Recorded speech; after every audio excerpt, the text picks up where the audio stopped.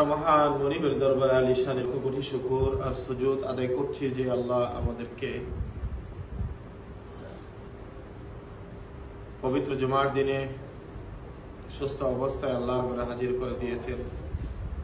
এই জন্য আমরা সকলে হৃদয় উজাড় করে আল্লাহ শুকরিয়া আদায় করি। আমরা সকলে বলি আলহামদুলিল্লাহ হামদান কাসীরান তাইয়িবান মুবারাকান ফিহি। এবার বরকতময় দিনে আল্লাহ পাক রব্বুল আলামিন আমাদেরকে সুস্থ অবস্থায় আল্লাহর ঘরে পৌঁছে দিয়েছেন। এর চাইতে বড় নিয়ামত আপনার জন্য, আমাদের জন্য, মুমিনের জন্য আর হতে পারে না। এই জন্য মুমিন যখনই জুমার দিনগুলো আসে, জুমার রাতগুলো আসে, একটি সপ্তাহের মধ্যে ওই দিনটার দিকে তাকিয়ে থাকে, কখন সেই রাত্রটা আসবে, কখন ওই দিনটা আসবে।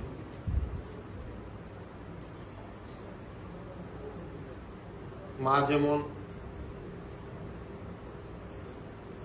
কোনো সময় তার ছেলেকে কোথাও পাঠাইলে চাতক পাখির মতো চেয়ে থাকে কখন সন্তান ফিরে আসবে। মার মধ্যে একটা সন্তানের ভালোবাসার কাজ করে, তেমন করে যারা আল্লাহর প্রিয় বান্দা, আল্লাহর প্রিয়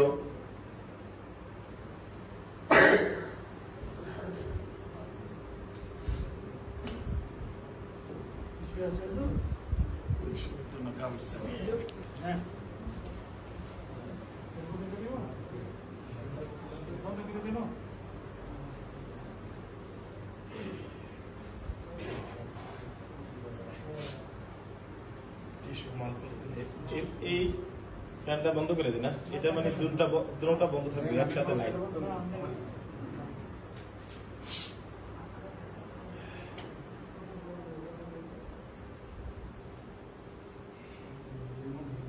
এইটি দিয়ে দেন আর সাইডের ফ্যানগুলো দিয়ে দেন।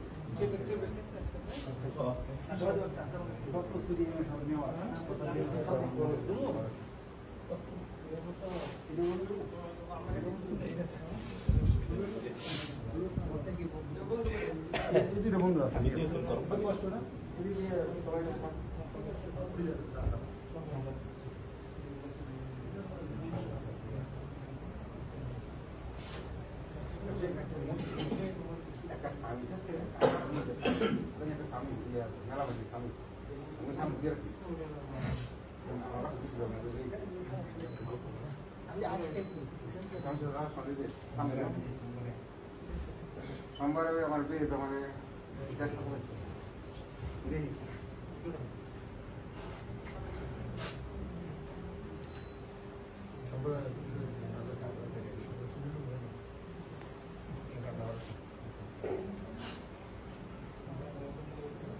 আলহামদুলিল্লাহ। এই অ্যালার্জি প্রবলেমটা আসলে অনেকদিন ধরে হচ্ছে, অনেকেরই আছে এখানে।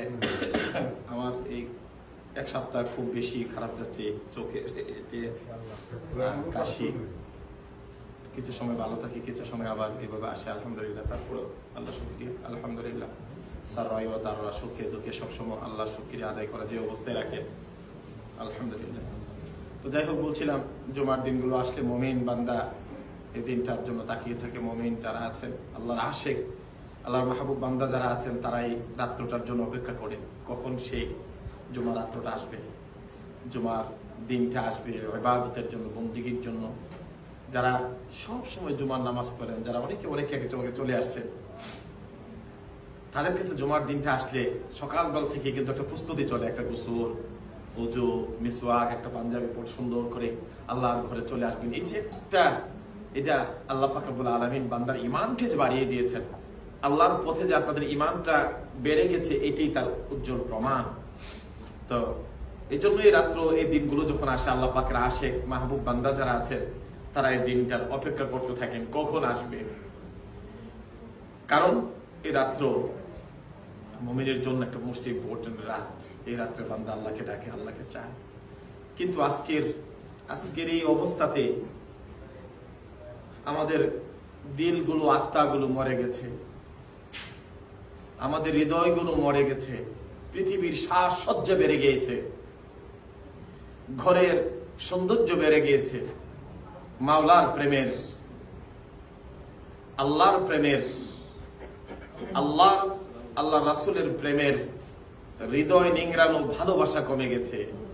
দুনিয়ার সাজ সজ্জা আমাদের বেড়ে গেছে, দুনিয়ার রং ঢং আমাদের বেড়ে গেছে, দুনিয়ার সাজানো গুছানো আমাদের বেড়ে গিয়েছে, কিন্তু হৃদয়গুলো যেন মরে যাচ্ছে।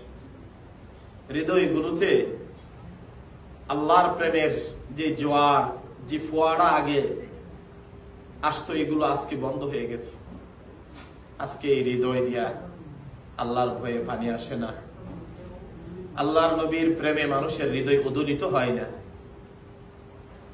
আর এক সময় মানুষ এত সাজ সজ্জায় পৃথিবীর রঙ্গমঞ্চকে তারা পাছনে রেখে পরকালীন চিন্তাটাকে তাদের জীবনে বরণ করে নিয়েছিল, গ্রহণ করে নিয়েছিল। এই জন্যই মানুষগুলো রাত্রের গভীরে উঠে উঠে তারা কেঁদে কেঁদে রাত তারা পার করে দিল। আজকে আমাদের অনেক কিছু বেড়েছে, কিন্তু অনেক কিছু থেকে আমরা হাঁটতে বসেছি। সেটা হলো আল্লাহর প্রেম আর ভালোবাসা থেকে আমরা অনেকটা পাছনে চলে পড়ে এসেছি। আর দুনিয়ার অনেক কিছুই বেড়ে গিয়েছে।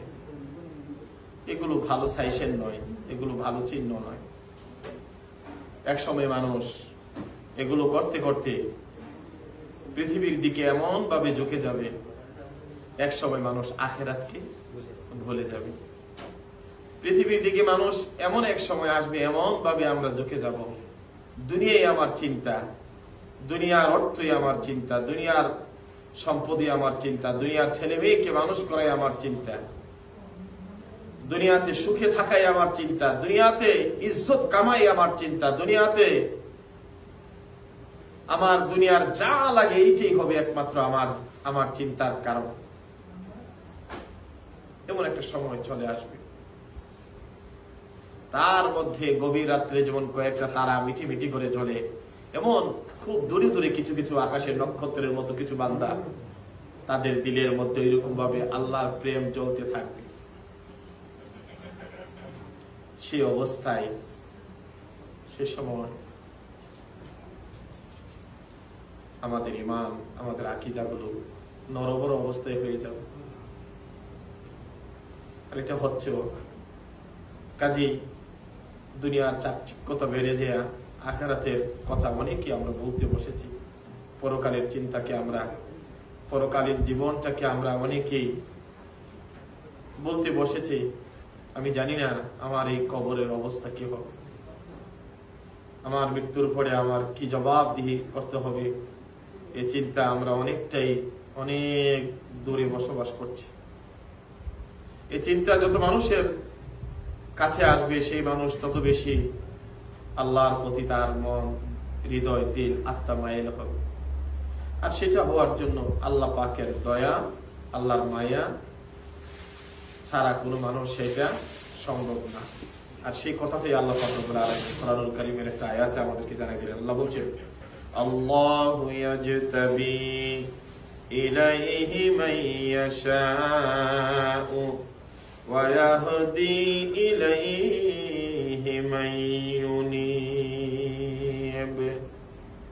আল্লাহু ইয়াজতাবি ইলাইহি মান ইয়াশা, আল্লাহ যাকে চান, আল্লাহ যাকে মায়া করেন, আল্লাহ যাকে দয়া করেন, আল্লাহর সেই মায়ার ভালোবাসার বান্দাগুলোকে আল্লাহু ইয়াজতাবি, ইয়াজতাবি অর্থ হলো টেনে নিয়ে আসা, আল্লাহর দিকে বান্দাকে আল্লাহ পাক নিয়ে আসে। অর্থ কি হয়? অর্থ হলো যে দুনিয়ার মধ্যে আল্লাহ পাক আখিরাতের জিনিসগুলো ওই বান্দার চোখের মধ্যে দৌড়ে তোলে। তখন তার কবরের চিন্তা বেড়ে যায়, হাসরের চিন্তা বেড়ে যায়। তখন ওই মানুষের আল্লাহর প্রতি তাওয়াক্কুল বেড়ে যায়। আল্লাহু ইয়াজতাবি, আল্লাহ টেনে নিয়ে আসেন, ইলাইহি মান ইয়াশা, আল্লাহ যাকে চান, আল্লাহ যাকে দয়া করেন, আল্লাহর দিকে বান্দাটাকে নিয়ে আসেন। তো আল্লাহ যদি নিয়ে আসেন আল্লাহর পথে, আসলে তারা কারা? এই জন্য সবসময় আল্লাহর কাছে দোয়া করা, আল্লাহর কাছে চাওয়া, আল্লাহর কাছে আরাধনা করা, আল্লাহর পথে যেন আল্লাহ আমাদেরকে রাখেন।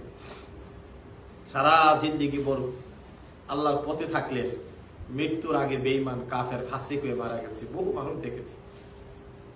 অনেক মানুষ এখানে আসছেন, অনেক ওয়াজ শুনিয়েছে, পরে নাস্তিক হয়ে গেছে। গত কয়েক বছর আগে এক লোক আসছিল, একসাথে বৈশা খাইছি, দিনের অনেক কথা আলোচনা করেছে।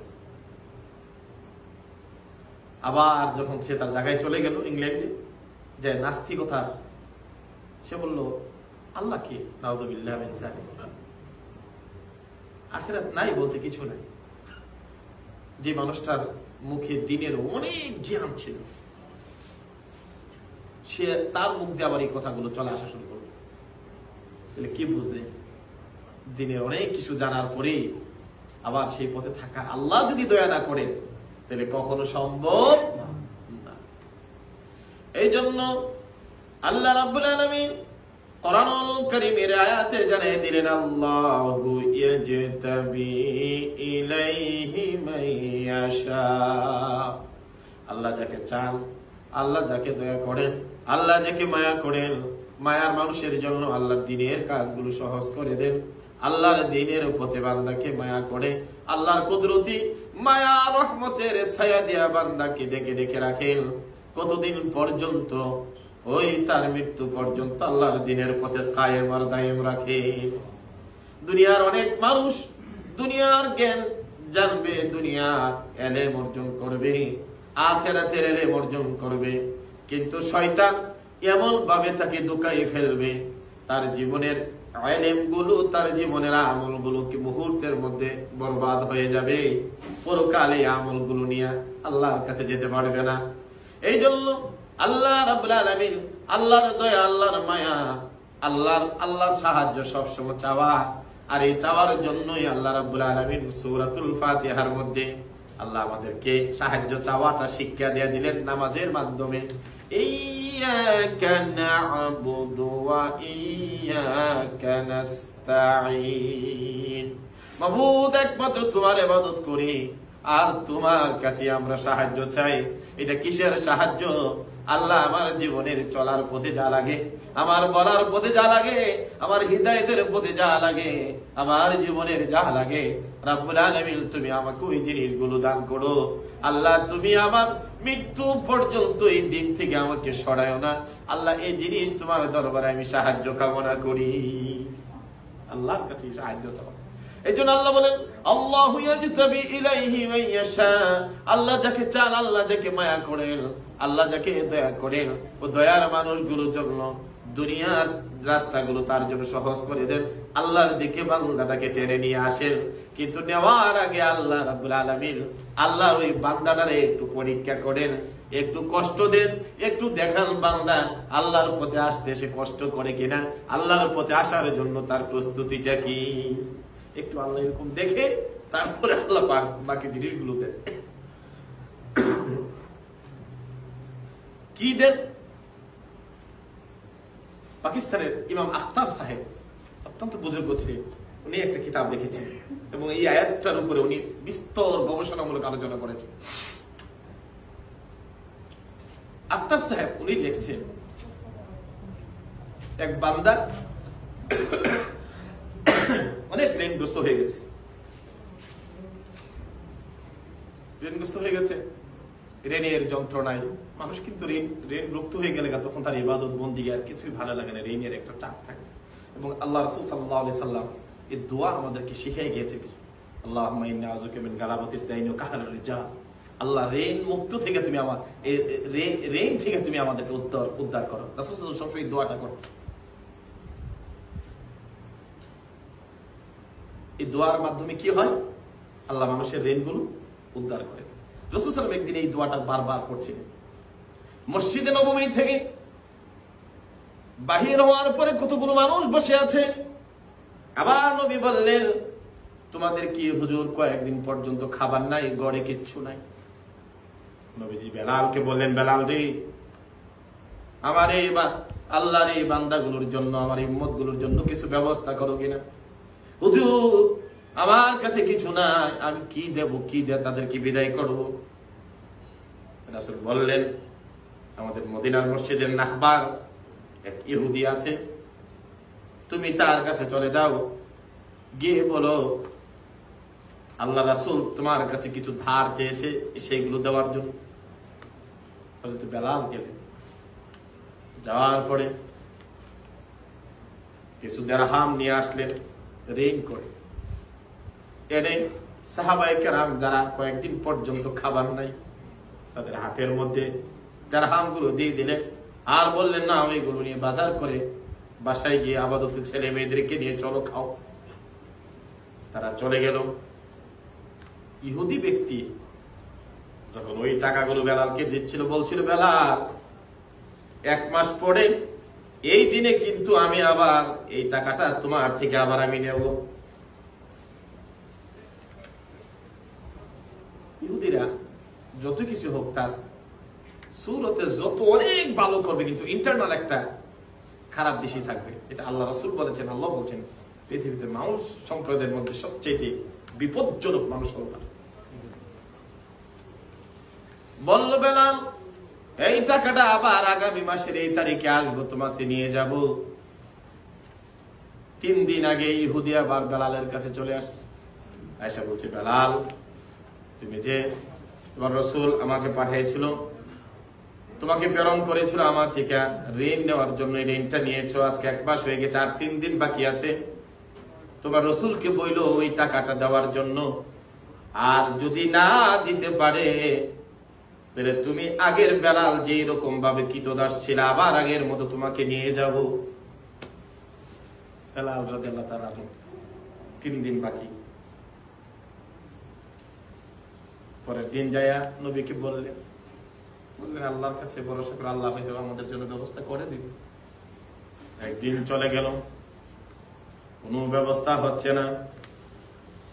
দ্বিতীয় দিন চলে গেল, বেলাল এশার নামাজের পরে আল্লাহ নবীর সামনে যাইয়া হুজুর আগামীকাল শেষ দিন যদি ইহুদির কাছে যদি নবী গো ওই ঋণগুলো নিয়ে যদি বারবার না দিতে পারি, ওই ঋণ যদি নিয়ে ইহুদির হাতে না দিতে পারি, ইহুদি বলে দিয়েছে আমাকে নাকি আগের মতো আবার গোলাম বানিয়ে নিয়ে যাবে। আমার বড় ভয় হয়, আমি এই দিনের জন্য কত কষ্ট করেছি, আমার চামড়াগুলো আমার মনিব আমাকে পোড়ায় ফেলেছে, আমার জিহ্বা পোড়ায় ফেলেছে, আমার হাতগুলো পোড়ায় ফেলেছে, এত কষ্ট করেছি গো রাসূল, আজও যদি সেই দিনগুলো মনে হয় রাত্রে আমার ঘুম আসে না। ইয়া রাসূলুল্লাহ আমার মনে হয় আগামী দিন হবে শেষ দিন, এই দিনে যদি ইহুদির টাকাটা না দিতে পারি আবার তো আমাকে গোলাম বানিয়ে নিয়ে যাবে, আর যদি আমি আগের মতো গোলাম হয়ে যাই তখন তো মনিব যা ইচ্ছা তাই করতে পারবে, আমার বড় ভয় হচ্ছে। নবীজি এশা নামাজের পরে আল্লাহর কাছে দোয়া করেন, আল্লাহর কাছে কাঁদেন, আল্লাহ তোমার রাসূল ঋণগ্রস্ত হয়ে গেছে, মিন গালাবাতি দাইনি কাহারের রিজাল, ওগো আল্লাহ রাব্বুল আলামিন তুমি ঋণ থেকে তোমার রাসূলকে উদ্ধার করে দাও। আর রাত্রের বেলা বেলাল গাটি গুটি রেডি করে, হুজুর আপনি ইহুদি, কালকে তো শেষ দিন, আপনি ইহুদির ঋণটা উদ্ধার করে দিয়েন, আর যদি না দিতে পারেন আপনি ইহুদিকে যাইয়া 2টা কথা বুঝাইয়েন, আর আমি কালকে আবার আমি সিরিয়ার দিকে চলে যাব।